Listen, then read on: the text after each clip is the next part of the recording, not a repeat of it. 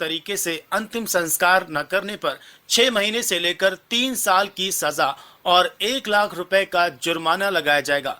इसी तरह युवाओं को विदेश भेजने का झांसा देकर ठगने और उन्हें डंकी रूट से विदेश भेजने वाले फर्जी ट्रैवल एजेंटों पर भी शिकंजा कसा जाएगा। विधानसभा में बुधवार को 4 विधेयक पास हुए। इनमें शव का सम्मानजनक निपटान विधेयक 2025, हरियाणा ट्रैवल एजेंटों का पंजीकरण और विनिमयन विधेयक 2025, हरियाणा सार्वजनिक जुआ रोकथाम विधेयक 2025 और हरियाणा संविदात्मक कर्मचारी सेवा की सुनिश्चितता संशोधन विधेयक 2025 शामिल हैं। इसके अलावा हरियाणा बागवानी पौधशाला विधेयक 2025 और अर्पणा संस्था प्रबंधन एवं नियंत्रण ग्रहण विधेयक 2025 सदन में पेश किए गए। जुआ और सट्टा खेलने पर 5 साल तक जेल और संपत्ति भी होगी जब्त। 1876 से चले आ रहे पुराने कानून को बदला गया है। राज्य में सार्वजनिक रूप से जुआ खेलने, जुआ घर चलाने, खेलों और चुनाव में सट्टेबाजी, खेलों में मैच फिक्सिंग या स्पॉट फिक्सिंग की रोकथाम के लिए हरियाणा सार्वजनिक जुआ रोकथाम विधेयक लाया गया है। इसमें सट्टेबाजी के विभिन्न मामलों की श्रेणियों को परिभाषित करने के साथ पुलिस को व्यापक अधिकार दिए गए हैं। इस विधेयक में दोषी पाए जाने पर 3 से 5 साल तक कैद और संपत्ति जब्त किए जाने का प्रावधान है। परिवार के इनकार पर सार्वजनिक प्राधिकरण करेगा अंतिम संस्कार।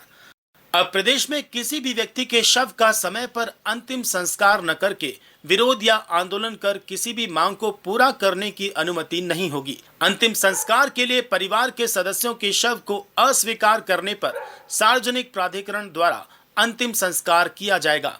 ऐसी स्थिति में 6 महीने से 3 साल तक सजा और 1 लाख रुपए तक जुर्माना लगाने का प्रावधान है।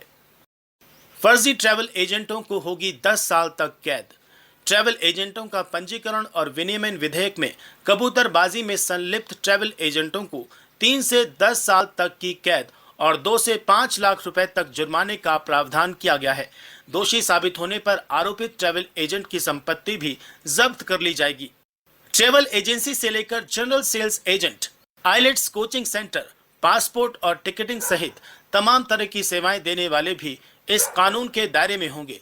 ऐसे लोगों को अधिकृत फीस देकर लाइसेंस लेना अनिवार्य होगा। संविदा कर्मियों की नौकरी होगी सुरक्षित। ये विधेयक संविदात्मक कर्मचारियों को स्थायित्व और सुरक्षा प्रदान करने के लिए लाया गया है, जिससे उनकी कार्य क्षमता में वृद्धि होगी और वे अपने कार्य को अधिक समर्पित रहकर कर पाएंगे। 15 अगस्त 2024 तक 5 साल की पूर्णकालिक सेवाएं पूरी करने वाले संविदा कर्मचारियों को नौकरी की सुरक्षा दी जाएगी। इसके अलावा नियुक्ति के वर्षों की संख्या की गणना के लिए एक संविदा कर्मचारी जिसने कैलेंडर वर्ष में कम से कम 240 दिन का वेतन प्राप्त किया है, उसे पूरे वर्ष कार्य किया समझा जाएगा।